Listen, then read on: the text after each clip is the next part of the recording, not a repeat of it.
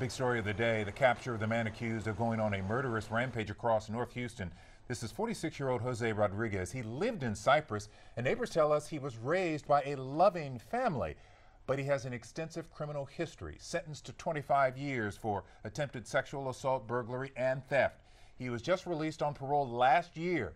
Police say he cut off his ankle monitor right before this crime spree began. Joining us now, therapist Bill Prasad, our mental health expert. So, Bill, for folks who are in and around the Cypress area, his arrest, is a huge relief. It is, and one of the things that made these crimes so frightening is because they appeared random in nature. In the majority of homicides in this country, the victims usually know their assailants, but in this case there didn't seem to be any clear connections between the alleged suspect and the people who were killed.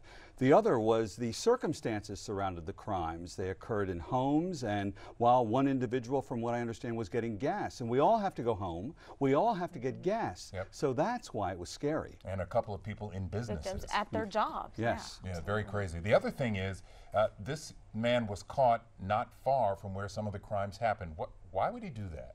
Criminals, like everyone else, like things that are familiar, and we all like habit. So returning to the same place again and again is not really out of the ordinary, and it's one of the reasons why criminals get caught. Yeah, and it also explains why investigators said they were casing areas where they thought he might be. I was actually surprised because he was in the very vehicle that they told everybody about yesterday. Absolutely, and he set himself up to get caught through criminal behavior that is pretty ordinary.